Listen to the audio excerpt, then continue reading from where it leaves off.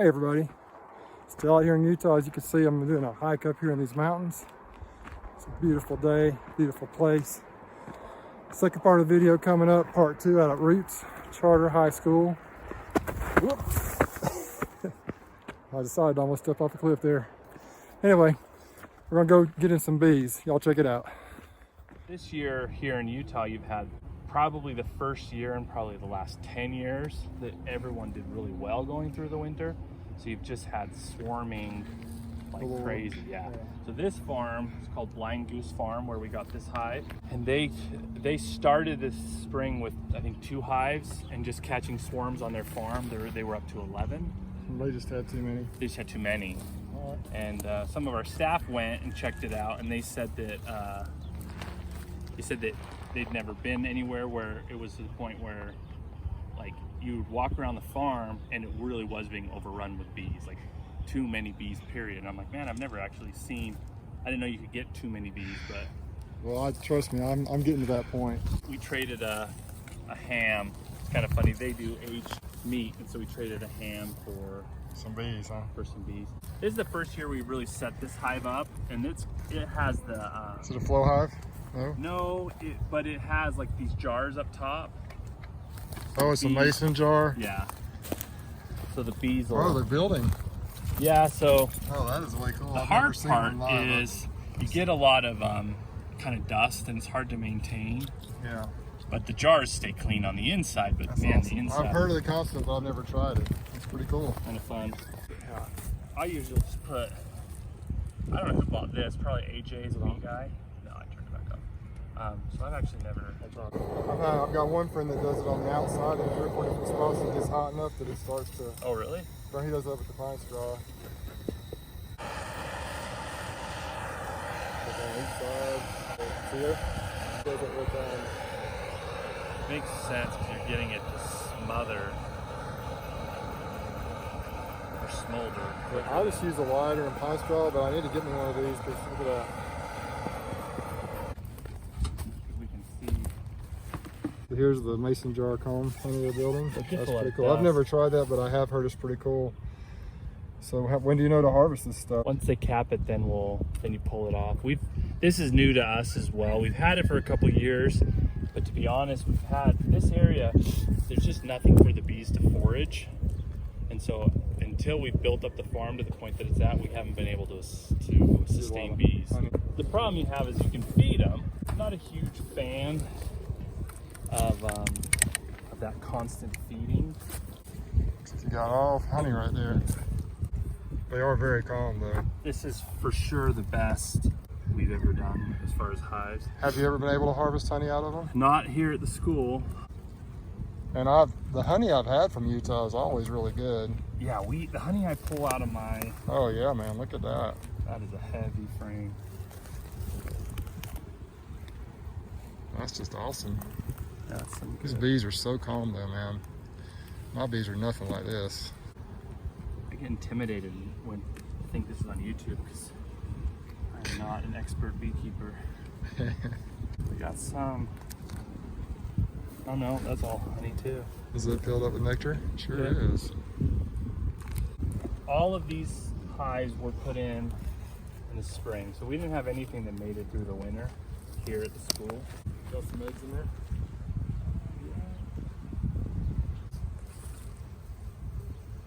Oh yeah. But I mean, I'll take eggs. If I see eggs, I'm happier with them. Absolutely. You got eggs, you know your queen is out feeding good. If I'm going through a hive and I just see eggs, I'm like, well, the queen's good, I'll just close it up. Man, these are so calm. I need to like steal a queen and take it home. Let's do it. I actually just need to order some from some place that has calm. This hive, I think last time we checked, this was the one that was struggling the most, so it'll be kind of interesting to see. Yeah, so you got nothing. This is the one queen that we were worried about. I mean, that looks definitely busier down here. I think there's honey in there. Of course, out here you probably have to let them keep more honey than we do down south. Oh yeah. So down south we have a huge problem with hive beetles, and if they have too much honey, those hive beetles will get them mad. We, my hive at home, I never harvest I always harvest in the spring. Oh, so you make sure they keep it. Yeah. They have what they need. I just, you know. That's full honey, look at that. Yeah, they're doing okay, man. Yeah, they're doing great. So one little trick, I'm gonna tell you a little trick Yeah. I use. You might do this too, I'll just kind of set this somewhere, like maybe right here. Yeah. And then I'll kind of slide them over. So you don't. I just kind of slide it over so I don't roll any of these, or to try to, I mean, you roll some, but try to avoid rolling the queen especially. You'd think I would do that every time because I've rolled the queen before. Well, I go in the middle occasionally too. Nothing is ever perfect like they want you to think it is. Not a very good pattern really, but it's hard to know why. It's pretty sparse. Do you treat for mites and things? No, we're going to. What are you going to use? Just a strip of some kind? Yeah. Oh yes, there's a nice brood pattern right there. Look at that. Yeah, that's perfect. That's good. That's a really nice brood pattern. I think this hive's strong, Tyler. Yeah. I think they're in good shape. Was this, what order were they in? That was right there. They definitely struggled in the beginning. Sometimes they'll do that. The ones that you think are going to be weak end up being some of your stronger ones. A couple years ago, I got stung. I focused on, I was like, I wonder, because someone said you get a little bit of a buzz when you get stung. Like a buzz, like a high. So I was like concentrating. I was like, and you really can't if you kind of. One stuck in my hair. Want to grab it? Yeah. Take that out. Did it? Yeah. Okay. I'm bringing them over to you. Actually. On me. How often do you get stung? Me? Well, You try I to might avoid get it. stung right now because there's one in my shirt. That one time I got stung, I was like just trying to concentrate on the pain, and you can feel a little bit of like I wouldn't call it a high, but definitely a little bit of a tingle in your muscles that actually feels good. My thing is I swell up, so I have to be really careful with my hands. Yeah, honey, all honey. Yeah, that's crazy. So I guess you get a lot of linden honey out here, don't you? Yeah. Linden, and what else? Is it just kind of, I know there's probably some clover sometimes. Out here I don't know. At home, we're pretty solid suburban residential, so Pollen in there.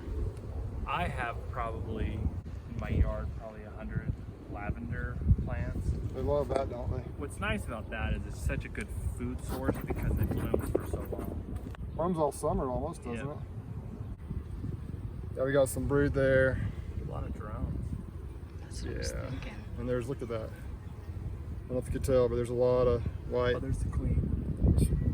Where? Right there's the queen. Yep, pretty She queen. looks happy. She looks So young. we're gonna gently, yeah she does actually, she looks really tiny. good. Where'd she go? Where'd she go? I don't want to smash her. What do they make it out of? They use tree sap? resin, yeah, like tree sap and different kind of resin. So if you got any type of, down south it always smells like Pine. evergreen or pine. You probably got, I know you got cedar and stuff out here. I had a buddy who would sell and harvest it. He'd mix it with water and eat it. It's gross. See what it smells like. It smells exactly the same. So there's some sort of an evergreen smell to it, like a turpentine type smell maybe. It's a little bit different. Maybe that's more of a cedar than just a plain out pine. That's The wax is fun, and I'll make stuff with my daughter. She loves doing, lip balm and stuff. It's just so much work. Yeah, I know. Wax. It is a lot of work. The waxes, I mean, people are like, oh, it's so much work to do honey. I'm like, honey's easy. The wax and purifying wax and dealing with that, that's so. So you want me to tell you an easy way to do wax? Do you do the sun? No. But I just take a crock pot and I put a paint strainer in it. Put the wax in the paint strainer, it melts with the paint strainer in it, and then you pull the paint strainer out and you just dump it in a container. Then there's a little bit of propolis on the bottom. And if you want to, you can melt it down again and put like just like cloth, like a t-shirt cloth under it into the final product, and that'll get all the rest of the propolis out. And it'll be almost perfectly clean. Oh man, that's. But you want to do it on low. You don't want to put it on too hot; it'll burn. No, You gotta kind of watch it. Once it's melted down, you gotta pretty much pull it out.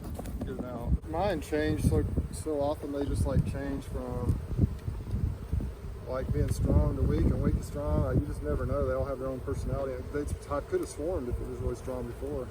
Yeah, this looks. That's a possibility as well. You see it, Drake? A lot of drones. There's larva, drone larva. There's some egg.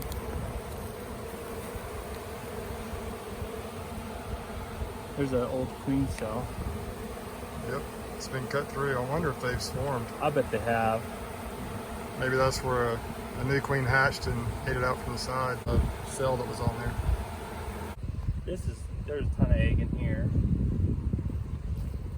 Oh yeah. This looks like a younger hive as well.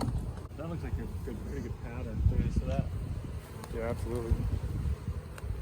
Yeah. Did it come with both boxes, or did you add that no, one it came on? with both. But actually, it's funny how you can get a hive too. I've had hives over the years that are such messy. They're like a bunch of bachelors. Their hive looks terrible every time you try to keep it. But this that's a very organized. You should see the farm. The farm that this came from. Super organized. Oh my gosh, these guys are. They do everything. They do it right, huh? Yeah. I mean, it's just everything's beautiful, everything's clean, everything's organized, everything's labeled. Yeah, that's a decent pattern. Yeah, I'm not worried about this one. Yep, I think so. I think we're in good shape. Look at all those bees just flying around Tyler over there. That's so cool. The master at work right here. The man with the master plan. Oh, here's the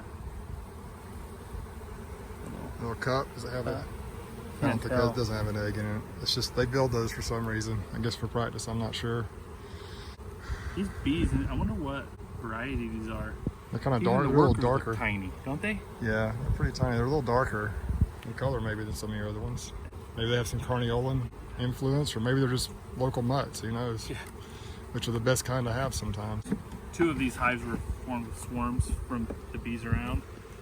And I'm hoping, it'll be interesting to see. I've always kind of wondered, like, is a swarm going to winter better than an imported nuke?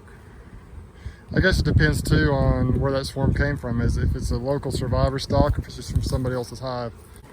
I'm going to reverse. I couldn't figure out why, but the other day there was like just tons of traffic at the top hole and no one down in the bottom. Like a frustrating amount of traffic. So you're gonna try it in the back and see if they start going down to the bottom. And I think it comes because when we picked it up, we undid this after 2 days and we left this on for 4 or 5. Because I didn't know how strong the hive was and I didn't want. Is that what they used to close it up for you? Yeah, so this was closed up here. I really didn't want these hives, if this was a weaker hive, even if they'd oriented, I didn't want them robbing it out. Yeah, you can see how accustomed they are to. Yeah, they've become reoriented to that top hole, haven't they? Well, maybe this will retrain them. Got them fanning down there. They're fanning like crazy at the bottom. I just love that. That's so cool to me. So fun. Look at them just sending out their little pheromones. My So hive. these bees down here are like, look, we found where to come in, guys. Come on, listen to us. And these bees up here are all confused. They'll figure it out, though. Well, man, I think you got a good deal going here. Yeah, I'm happy with it. I definitely don't. You get nervous in the beginning, especially when there's not the time to, you never feel like there's enough time to do what you should be doing. So you forget, and I think we get arrogant as beekeepers and we think that we're in charge. Yeah. And ignoring the bees sometimes the best thing you can do for the bees. Yep, they're not pets, they're wild animals and they do their thing. If you look, there's these dragonflies. And the dragonflies are just hunting something. I mean, look at the insect activity. Man. Wow, all kinds of insects. You're right. I hope you can see it on the video. There's a honeybee over there too that I can see. No, I mean, this is like a whole city. I mean, just the world that's going on right here is just, you have a hunter, you have the hunted, you have pollinators, you've got everything. The coolest is I was watching is these little dragonflies that are just zooming around. And I wondered, I was trying to figure out, and I didn't see any actual like attacking activity. Well, they are hovering around. But those dragonflies are actually a pretty aggressive insect. I mean, look at all those dragonflies right there. Isn't that cool? Yeah, I've heard dragonflies will eat honeybees, but they're probably after whatever they can get. These are kind of small dragonflies, but obviously they're getting something. There's one right there. Yeah, there's enough of them here that I'm like, they're getting some food somewhere, aren't they? tweaking. Who's this? Banjo. So Banjo is A service dog for the school. Kind of an emotional support animal. Yeah, he's not kind of, he is emotional support. Yeah, you can tell. He loves people. Oh yeah, he loves people.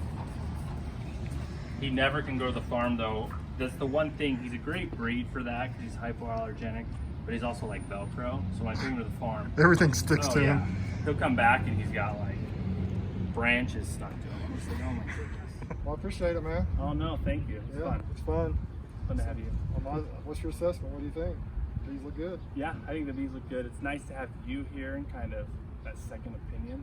And I love the whole thing you're doing here with the farm. It's just a really neat thing you're doing. So thank you so much. It's been fun out here in Utah, meeting with Tyler and Roots. Thanks. That's fine. Yeah. You take care, buddy. Thank you. That's all we got from Roots Charter High School. Heading back down the trail and close out this video. Appreciate it if y'all subscribe. Hit the thumbs up if you like what you see. And hit that notification bell. Y'all take care. On the next video.